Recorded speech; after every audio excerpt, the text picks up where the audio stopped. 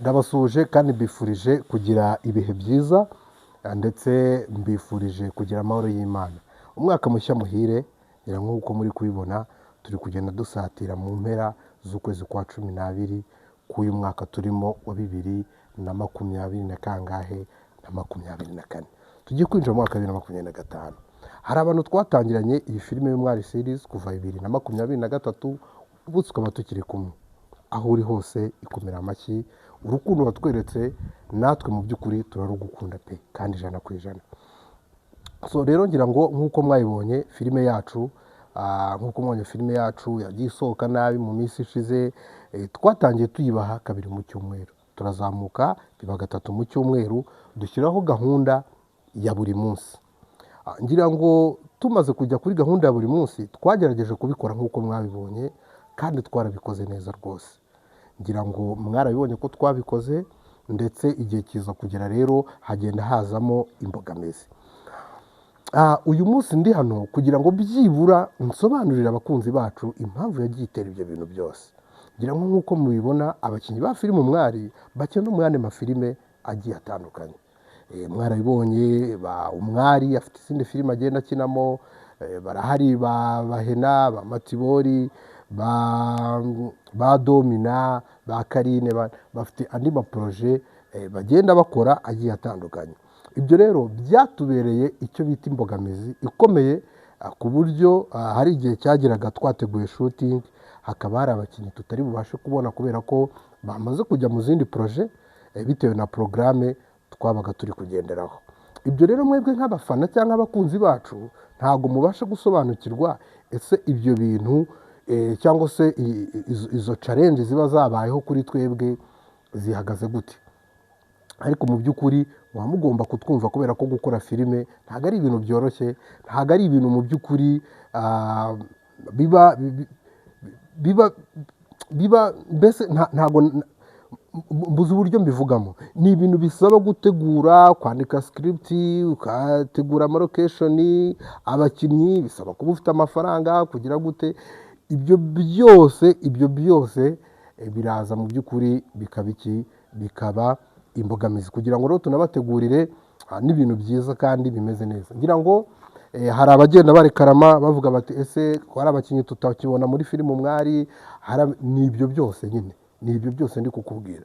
Uyu munsi wa none hari abakinnyi bamwe na bamwe batubwiraga ko wenda badahari, ugasanga umukinnyi akubwiye ko adahari ukwezi kose cy'amezi 2, ugasanga umukinnyi wenda ntari no mu Rwanda yagiye, ugasanga umukinnyi yahuye n'izindi n'akandi kazi kenshi gatuma ataboneka, bigatuma dukoresha abahari cyangwa dukora location zihari kugira ngo tutabicisha irungu, dukomeze tugerageze kubaha ibyiza. So rero ikibazo ni uko urukundo rwose turabibona mwararutwambuye, icyizere mwarakidutakarije, ariko mu by'ukuri ntago ari twebwe pe, ntago ari twebwe, nta ruhare rukomeye tuba twabigizemo. Tuba turi kurwana n'intambara, gutanga filime buri munsi. Nakubwira ngo ntabwo ari ibintu byoroshye, ni ibintu bisaba guhatana cyane, ni ibintu bisaba imbaraga nyinshi cyane, ariko rwose muratubabarira, muratwihanganira, kandi nizere neza yuko tugiye kwinjirana uyu mwaka mushyashya rwose imbabazi muziduhaye. So ntago ari ibyo gusa rero ndibuze kuvugaho, ahubwo nababwira ngo turimo turategura filime zirangira. Turimo turabategura filime zirangira, aho rwose uzajya ureba story y'inkuru ukayireba ikarangira ukagera finali. Turimo turabategurira amaseri arangira, season zirangira, episode byibura season ikaba ifite nka episode 16 cyangwa episode 12. Season yacu tukayigeza finali tugatangira indi. Abakunzi bacu benshi bagiye babidusaba bavuga bati nubwo mwakora amafilime arangira, izo bita feature film, mwanakura n'uduseri dutoya byibura mukajya mukora ama episode 20, 30, season ikarangira mugatangira indi, mugatangira indi gutyo. So rero niyo gahunda dufite, turashaka kujya tubakorera ama season arangira, episode 30 ikarangira tukabakorera indi. Nta bintu byo kubicisha amatsiko menshi cyane, nta bintu byo gukora filime irambiranye umwaka ugashira turi gukora filime imwe. Oya rwose, oya ni nayo mpamvu tugenda duhura n'ibyo bibazo byabo bakinnyi tugenda tubura, ugasanga filime yacu wenda iri kugenda itumwimerere kubera ko abakinnyi bacu bagize izindi nshingano tukaba twababuze. so rero niba warakoze subscribe mu by'ukuri turagushimiye cyane.